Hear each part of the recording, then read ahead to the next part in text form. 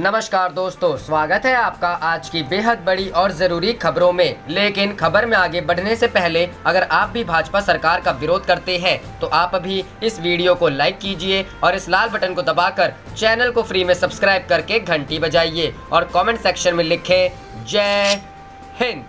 रुख करते हैं पहले खबर की तरफ। बीजेपी को बड़ा झटका, पूर्व मंत्री केएल अग्रवाल कांग्रेस में हुए शामिल। जी हां दोस्तों, मध्य प्रदेश में विधानसभा उपचुनाव से पहले दल बदल का दौर जारी है। गुरुवार को भाजपा नेता केएल अग्रवाल ने भाजपा को बड़ा झटका देते हुए हाथ का साथ थाम लिया है। बताया जा रहा है कि केएल अग्रवाल को महेंद्र सिंह सिसोदिया के खिलाफ बमोरी से चुनावी मैदान में उतारा जाएगा। मध्य प्रदेश में आने वाले कुछ दिनों में विधानसभा की 26 सीटों पर उपचुनाव होना तय है। इससे पहले बहुत से नेता दल बदल रहे हैं। बता दें कि केएल अग्रवाल पिछले कुछ दिनों से कांग्रेस के संपर्क में थे। उन्होंने पहले ही साफ कर दिया था कि अगर उपचुनाव में कांग्रेस टिकट देती है तो वह बमोरी से चुनाव लड़ेंगे। इससे पहले बड़े उलटफेर के साथ जब ज्योतिरादित्य सिंधिया के समर्थन में कांग्रेस के मंत्री महेंद्र सिंह सिसोदिया ने विधायक पद से इस्तीफा दे दिया था तो बमोरी की सीट खाली हो गई थी, जिस पर अब उपचुनाव होना है। अब केएल अग्रवाल के कांग्रेस में जाने से तय है कि उन्हें महेंद्र सिंह सिसोदिया के खिलाफ बमोरी से चुनावी मैदान में उतारा जाएगा।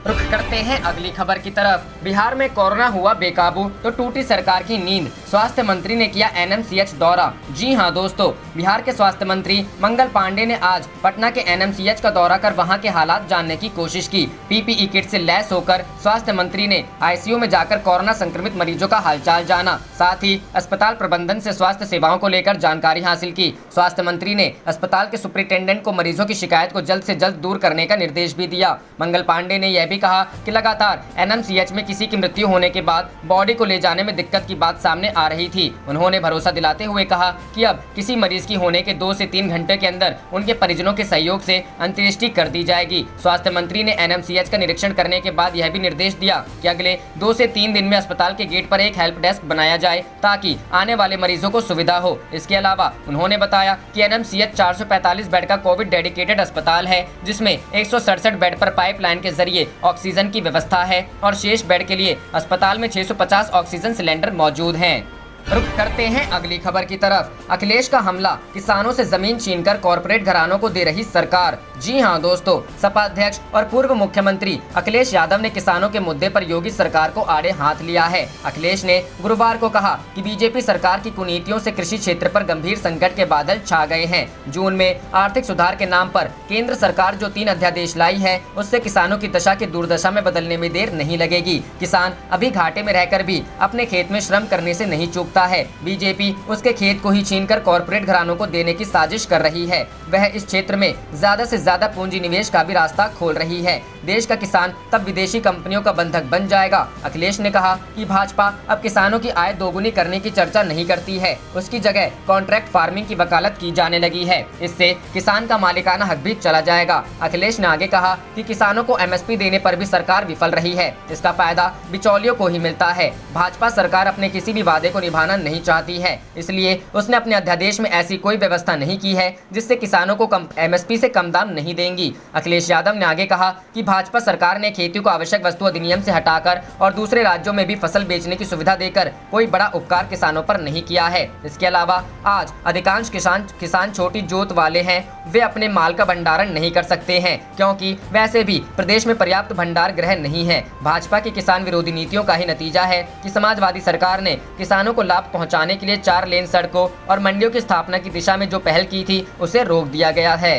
रुख करते हैं अगली खबर की तरफ। उपराष्ट्रपति वेंकैया नायडू के विरोध में शिवसेना का प्रदर्शन, नेताओं ने उड़ाई धारा 144 की धज्जियां। जी हां दोस्तों, राज्यसभा में राज्यसभा सांसद के तौर पर शपथ विधि के दौरान महाराष्ट्र से बीजेपी के राज्यसभा सांसद उदय नाराजे भोसले ने शपथ विधि के बाद जय भवानी जय शिवाजी उद्देश्य कहे जाने के बाद उपराष्ट्रपति और राज्यसभा के सभापति वेंकैया नायडू ने आपत्ति जताई थी। इसके बाद महाराष्ट्र में शिवसेना और एनसीपी ने वेंकैया नायडू पर निशाना साधा है। शिवसेना ने मुंबई और राज्य के अलग अलग शहरों में कई जगह विरोध प्रदर्शन किया। मुंबई के दहिसर इलाके में शिवसेना कार्यकर्ताओं ने शिवसेना के विधायक प्रकाश सूर्वे और विधायक विलास पोतनीस के नेतृत्व में आंदोलन कर वेंकैया नायडू के खिलाफ नारेबाजी की। शिव सैनिकों ने वेंकैया नायडू की तस्वीर लगा पोस्टर के साथ विरोध के नारे लगाए। मुंबई में शिवसेना के कार्यकर्ताओं ने निशाना साधते हुए कहा कि छत्रपति शिवाजी महाराज के जयघोष बोलने वाले उनके खुद के वंशज पर वेंकैया नायडू की आपत्ति जताने से महाराष्ट्र के शिवाजी महाराज के भक्तों को दुख हुआ है। मुंबई के मुलुंड रेलवे स्टेशन के बाहर भी शिवसेना के कार्यकर्ताओं ने नारेबाजी की, साथ ही जय भवानी जय शिवाजी के जय घोष नारे लगाए।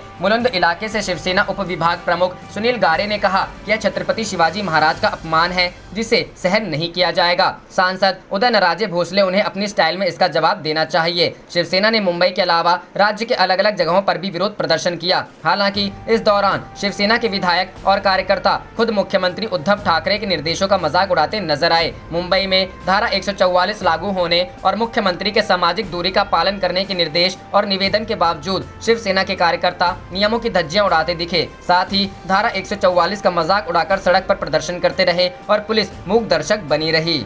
रुख करते हैं अगली खबर की तरफ। राजस्थान में सियासी संकट के बीच बोले सीएम अशोक गहलोत, जल्द बुलाया जाएगा विधानसभा सत्र, हमारे पास बहुमत। जी हां दोस्तों, राजस्थान में जारी सियासी घमासान के बीच मुख्यमंत्री अशोक गहलोत ने गुरुवार को कहा कि विधानसभा सत्र जल्द ही बुलाया जाएगा। साथ ही उन्होंने भरोसा जताया कि उनके पास बहुमत है। अशोक गहलोत का बयान राजस्थान हाईकोर्ट के फैसले से ठीक एक दिन पहले आया है। बता दें कि सचिन पायलट कैंप की ओर से उन्हें विधानसभा सदस्यता से अयोग्य ठहराने को चुनौती देने वाली याचिका पर शुक्रवार सुबह 10:30 बजे राजस्थान हाईकोर्ट का फैसला आएगा। मुख्यमंत्री ने संवाददाताओं से कहा, हम जल्द ही विधानसभा सत्र बुलाएंगे, हमारे पास बहुमत है, सभी कांग्रेस विधायक एकजुट हैं। गहलोत ने कहा, पूरे कांग्रेस विधायक एकजुट हैं और कोर्ट में जो लोग गए हैं, जिन्होंने गलती की है, जो भटक गए हैं, वो लोग कोर्ट में गए हैं। गहलोत ने कहा कि अदालत में चल रहे मामले का दल बदल विरोधी कानून से कोई संबंध नहीं है, हमारे पास पूरा बहुमत भी है, हम एकजुट हैं, तभी यहाँ बैठे हुए हैं। बागी विधायकों को कांग्रेस की ओर से अयोग्य ठहराए जाने संबंधी मामले में हाईकोर्ट में सचिन पायलट की ओर से वकील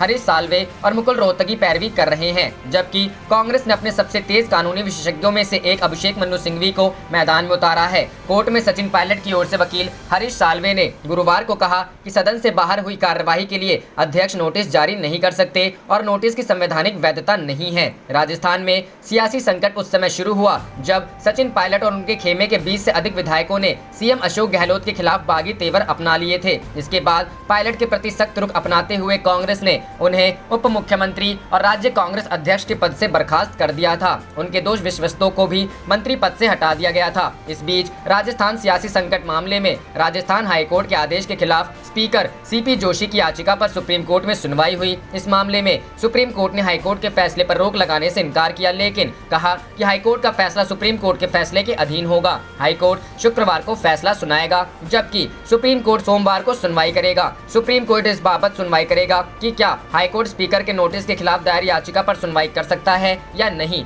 सुप्रीम कोर्ट कानून के बड़े सवाल पर विचार करेगा। सुप्रीम कोर्ट स्पीकर के अधिकार बनाम कोर्ट के क्षेत्राधिकार पर विचार करेगा। रुख करते हैं अगली खबर की तरफ। पीएम मोदी को पत्र लिखा ताकि वे ये ना कह सकें कि मुझे मामले की जानकारी नहीं थी, अशोक गहलोत। जी हां दोस्तों, राजस्थान में जारी सियासी घमासान के बीच मुख्यमंत्री अशोक गहलोत ने प्रधानमंत्री नरेंद्र मोदी को प्रदेश के वर्तमान संकट को लेकर पत्र लिखने पर सफाई देते हुए कहा कि ऐसा उन्होंने इसलिए किया ताकि कल को वो ये न कह दें कि मुझे इसकी जानकारी ही नहीं थी। दरअसल गहलोत ने बुधवार यानी 22 जुलाई को पीएम मोदी को एक पत्र लिखकर उन्हें प्रदेश के राजनीतिक हालात से अवगत कराया है। गहलोत ने गुरुवार को कहा, प्रधानमंत्री जी को मैंने पत्र लिखा है क्योंकि कल को प्रधानमंत्री जी ये न कह दें कि मुझे जानकारी ही नहीं थी, मुझे मेरे लोगों द्वारा अधूरी जानकारी दी गई ताकि कभी मैं उनसे मिलूं तो मुझे ये न कहें कि ये बात तो मुझे मालूम ही नहीं थी। इसके आगे गहलोत ने कहा कि अगर केंद्र को राजस्थान सरकार पर यकीन नहीं है तो वे ऑडियो टेप की आवाज को जांच के लिए अमेरिका भेज सकते हैं। उन्होंने कहा अगर वे लोग राजस्थान की सरकार पर भरोसा नहीं करते हैं तो वे ऑडियो टेप की आवाज को जांच के लिए अमेरिका FSL एजेंसी भेज सकते हैं। केंद्रीय मंत्री, विधायक, सांसद सभी भाषण देते हैं, इसलिए हर कोई जानता है कि यह उन्हीं की आवाज है। दूसरी ओर उच्चतम न्यायालय ने राजस्थान के बर्खास्त उप मुख्यमंत्री सचिन पायलट सहित कांग्रेस के 19 बागी विधायकों की याचिका पर अपना आदेश सुनाने की राज्य के उच्च न्यायालय को बृहस्पतिवार को अनुमति दे दी, लेकिन साथ ही यह भी कहा कि उसकी व्यवस्था विधानसभा अध्यक्ष द्वारा शीर्ष अदालत में दायर याचिका पर आने वाले निर्णय के दायरे में होगी। हालांकि इस मामले में राजस्थान विधानसभा के अध्यक्ष CP जोशी अपनी उन दलीलों पर शीर्ष अदालत से किसी भी प्रकार की अंतरिम राहत पाने में विफल रहे जिसमें कहा गया था कि संविधान की 10वीं अनुसूची के अंतर्गत उनके द्वारा की जा रही अयोग्यता की कार्यवाही से उच्च न्यायालय उन्हें रोक नहीं सकता। रुख करते हैं अगली खबर की तरफ। अशोक गहलोत बोले हॉर्स ट्रेडिंग का ऑडियो सही, शक है तो अमेरिका में होगी जांच। जी हां दोस्तों, राजस्थान में सियासत की रफ्तार कम होने का नाम नहीं ले रही है। कांग्रेस और बीजेपी लगातार एक दूसरे पर निशाना साध रही है। राजनीतिक हलचल के बीच सीएम अशोक गहलोत का एक बयान चर्चा का केंद्र बन गया है। विधायकों की खरीद फरोख्त को लेकर मुख्यमंत्री गहलोत ने बड़ा बयान दिया है। भाजपा पर निशाना साधते हुए सीएम गहलोत ने दावा किया कि विधायकों की खरीद फरोख्त का ऑडियो ओरिजिनल है। मुख्यमंत्री ने कहा कि ऑडियो पर शक है तो हम अमेरिका में जांच करवा लेंगे। हम इन ऑडियो की अमेरिका की एफएसएल से भी जांच करवाने को तैयार हैं। उन्होंने कहा कि जयपुर और दिल्ली की जांच पर भरोसा नहीं है तो इन ऑडियो की अमेरिका से जांच करवा सकते हैं। विपक्ष पर निशाना साधते हुए सीएम अशोक गहलोत ने कहा कि अमित शाह के इशारे पर ईडी सीबीआई की कार्रवाई हो रही है। इन छापों से हम घबराने वाले नहीं हैं। परिजनों पर ईडी की कार्रवाई को लेकर सीएम गहलोत ने कहा सब कुछ मोदी शाह के इशारे पर हो रहा है। पहले इन एजेंसियों की कार्रवाई के बाद पता लगता था, अब 3-4 दिन पहले ही खबर आ जाती है छापे की। हम छापे की कार्रवाई से डरने वाले नहीं हैं। रुख करते हैं अगली खबर की तरफ। राहुल बोले चीन को माकूल जवाब देने के लिए सरकार के पास कोई स्पष्ट नजरिया नहीं। जी हां दोस्तों, चीनी घुसपैठ पर लगातार सवाल कर रहे कांग्रेस नेता राहुल गांधी ने कहा कि पूरे समय राजनीति में मशगूल रहने की वजह से चीनियों को माकूल जवाब देने का सरकार का कोई स्पष्ट नजरिया नहीं है। साथ ही प्रधानमंत्री नरेंद्र मोदी पर निशाना साधते हुए राहुल ने कहा उनका 100% फोकस अपनी छवि पर है और कब्जे में आ चुकी भारत की सभी संस्थाएं भी इसी काम में व्यस्त हैं। पूर्वी लद्दाख में चीनी घुसपैठ पर अपनी ऑडियो संवाद की ताज़ा कड़ी में राहुल गांधी ने यह बात कही। चीन पर सरकार की दृष्टि के अभाव का सवाल उठाते हुए राहुल गांधी ने कहा मैं जानता हूं कि प्रधानमंत्री प्रतिद्वंदी हैं। मेरी जिम्मेदारी उनसे प्रश्न पूछने की है और यह मेरा दायित्व है कि मैं प्रश्न पूछते हुए उन पर दबाव डालूं ताकि वो काम करें। उनकी जिम्मेवारी है कि वो दृष्टिकोण दें, जो कि नहीं हो रहा है और इसी वजह से आज चीन भारत की भूमि पर घुसा हुआ है। राहुल ने कहा कि चीन का बेल्ट एंड रोड प्रोजेक्ट धरती की प्रकृति को ही बदलने का प्रयास है। ऐसे में भारत को अब वैश्विक स्तर पर एक बड़ा विचारक बनकर सोचना होगा,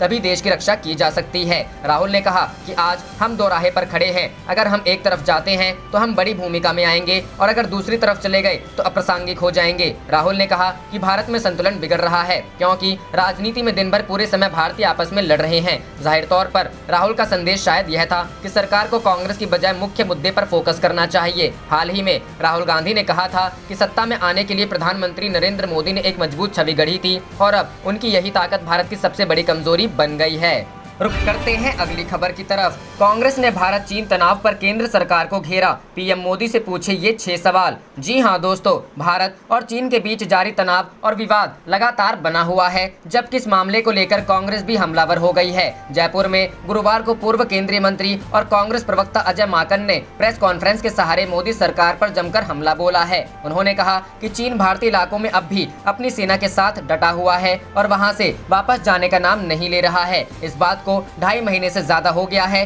और अब तक मेजर जनरल स्तर की दर्जनों बैठकों के अलावा कोर कमांडर स्तर की भी 4 बैठकें हो चुकी हैं, लेकिन जमीन पर अब भी ठोस बदलाव नहीं आया है। जानकारी मिली है कि लद्दाख मोर्चे पर अभी भी 40,000 चीनी सैनिकों की तैनाती जारी है। इसके साथ ही अजय माकन ने कांग्रेस और देश की जनता की तरफ से पीएम नरेंद्र मोदी से ये 6 सवाल पूछे हैं। लद्दाख में सर्दियों शुरू होने वाली हैं, लेकिन हमारी सीमा में मौजूद चीन के 40,000 सैनिक वापस नहीं जा रहे हैं। कांग्रेस और देश की जनता जानना चाहती है कि पीएम मोदी सरकार का अब क्या प्लान है।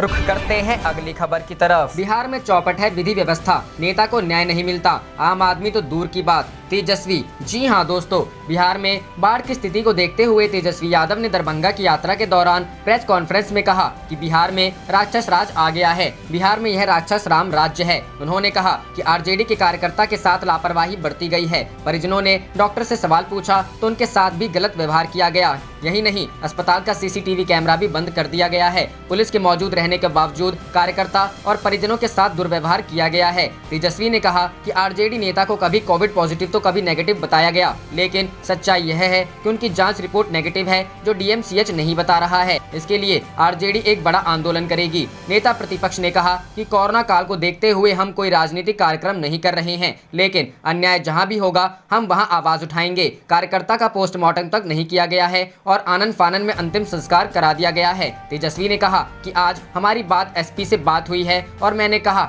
एसपी से बात हुई और मैंने कहा कि डीएसपी भी वहां मौजूद थे, लेकिन एसपी कहते हैं कि उनको इस बात की जानकारी नहीं थी। परिवार के लोगों से बॉन्ड भी भरवा लिया गया था। हालांकि यह मामला सवालों के घेरे में है। इस पर डीएम ने जांच के आदेश दिए हैं, लेकिन एसपी को कोई जानकारी ही नहीं है, जो थोड़ा अजीब सा लगता है। उन्होंने कहा कि नीतीश कुमार की सरकार में विधि व्यवस्था पूरी तरह से चौपट है। किसी न किसी प्रभावशाली व्यक्ति का हाथ है। जब नेता के साथ ऐसी स्थिति है और न्याय नहीं मिलता है तो आम लोगों को कहां से न्याय मिलेगा। नेता प्रतिपक्ष ने कहा यह पहली घटना नहीं है। अमरेंद्र पांडे हो या और जेडीयू के विधायक जो खलासी को भी पीटते हैं। उन्होंने एसपी से डीएसपी को सस्पेंड करने की मांग की है। तेजस्वी ने कहा कि हम नेता की लड़ाई सड़क से सदन तक लड़ेंगे। रुख करते हैं अगली खबर की तरफ। बिहार में बाढ़ से डूबे 10 जिले, 6 लाख से ज्यादा लोग हुए प्रभावित। कई नदियां खतरे के निशान से ऊपर। जी हां दोस्तों, बिहार के 10 जिलों की करीब 6.36 लाख आबादी बाढ़ से प्रभावित है और 18,612 लोगों को सुरक्षित ठिकानों तक पहुंचाया गया है। आपदा प्रबंधन विभाग से प्राप्त जानकारी के मुताबिक प्रदेश के 10 जिलों सीतामढ़ी, शिवहर, सुपौल, किशनगंज, दरभंगा, मुजफ्फरपुर, गोपालगंज, पूर्वी चंपारण, पश्चिम चंपारण एवं खगड़िया जिले के 55 प्रखंडों के 282 पंचायतों की करीब 6.36 लाख आबादी बाढ़ से प्रभावित है। वहां से सुरक्षित निकाले गए 18,612 लोग 10 राहत शिविरों में शरण लिए हुए हैं। जल संसाधन मंत्री संजय झा ने कहा कि जुलाई महीने में भारी बारिश के बावजूद सभी तटबंध सुरक्षित हैं तथा तकनीक के उपयोग और विभाग की अतिरिक्त सतर्कता के कारण तटबंध पर उत्पन्न खतरों को समय रहते टाला जा सका है। बिहार में बाढ़ के खतरे के मद्देनजर राष्ट्रीय आपदा मोचन बल की 21 टीमों को राज्य के विभिन्न संवेदनशील जिलों में तैनात किया गया है। एनडीआरएफ की 9वीं बटालियन के कमांडेंट विजय सिन्हा ने बताया कि बिहार राज्य आपदा प्रबंधन विभाग की मांग पर एनडीआरएफ की 21 टीमों को प्रदेश के 12 जिलों में तैनात किया गया है। इस बीच बिहार विधानसभा में प्रतिपक्ष के नेता तेजस्वी प्रसाद यादव ने दरभंगा और मधुबनी जिलों के बाढ़ प्रभावित इलाकों का बुधवार को दौरा किया। तेजस्वी ने संवाददाताओं से कहा कि यह सरकार की जिम्मेदारी है कि बाढ़ पीड़ितों के आवास एवं भोजन की व्यवस्था करें तथा बाढ़ के कारण हुए उनके नुकसान को देखते हुए उनकी आर्थिक मदद करनी चाहिए थी। रुख करते हैं अगली खबर की तरफ। राम मंदिर के मुहूर्त पर शंकराचार्य स्वरूपानंद सरस्वती ने खड़े किए सवाल, बताया अशुभ घड़ी। जी हाँ दोस्तों, अयोध्या में राम मंदिर निर्माण के लिए की तारीख तय कर ली गई है। प्रधानमंत्री नरेंद्र मोदी 5 अगस्त को मंदिर की नींव रखेंगे। मुहूर्त के वक्त पर शंकराचार्य स्वरूपानंद सरस्वती महाराज ने सवाल खड़े किए हैं। उन्होंने भूमि पूजन के तय वक्त को अशुभ घड़ी बताया है। शंकराचार्य ने मांग की है कि मंदिर निर्माण के लिए जनता की राय ली जाए। गौरतलब है कि अयोध्या में भगवान राम का भव्य मंदिर बनेगा, ये सुप्रीम कोर्ट ने तय कर दिया है। मंदिर निर्माण के लिए भूमि पूजन की तारीख भी रामलला ट्रस्ट ने तय कर दी है। 5 अगस्त को भूमि पूजन के लिए प्रधानमंत्री नरेंद्र मोदी को न्योता भी भेज दिया गया है, लेकिन अब जगत गुरु शंकराचार्य स्वरूपानंद सरस्वती महाराज ने सवाल खड़े कर दिए हैं। जगत गुरु शंकराचार्य स्वरूपानंद सरस्वती महाराज ने मंदिर के मुहूर्त के समय पर सवाल खड़े कर दिए हैं। उन्होंने इसे अशुभ घड़ी करार दिया है। स्वरूपानंद सरस्वती महाराज ने कहा कि हम तो राम भक्त हैं, राम मंदिर कोई भी बनाए हमें प्रसन्नता होगी, लेकिन उसके लिए उचित तिथि और शुभ मुहूर्त होना चाहिए। स्वरूपानंद सरस्वती महाराज ने ये भी कहा है कि जब रामलला का भव्य मंदिर जनता के पैसे से ही बनना है तो जनता की राय भी ली जानी चाहिए कि मंदिर का मॉडल कैसा हो। उन्होंने ये भी मांग की है कि भगवान राम का मंदिर कंबोडिया के अंकोर वाट की तरह विशाल और भव्य बने। अयोध्या के संत इस मुद्दे पर सीधे शंकराचार्य स्वरूपानंद सरस्वती महाराज को शास्त्रार्थ की चुनौती दे रहे हैं। उनका कहना है कि हनुमान चालीसा से लेकर ऋग्वेद तक अगर स्वरूपानंद सरस्वती को सबका ज्ञान है तो यहाँ आकर सिद्ध करें कि 5 अगस्त को भूमि पूजन करना गलत है। रामलला के भव्य मंदिर के नए मॉडल की डिजाइन भी सामने आ चुकी है। इसमें कई बदलाव किए गए हैं। अब राम मंदिर 3 मंजिल का होगा, जिसकी लंबाई 268 फीट और चौड़ाई 140 फीट होगी, जबकि मंदिर की ऊंचाई 161 फीट होगी। गर्भगृह, सिंह द्वार, अग्रभाग, नृत्य मंडप और रंग मंडप में कोई बदलाव नहीं किया जाएगा।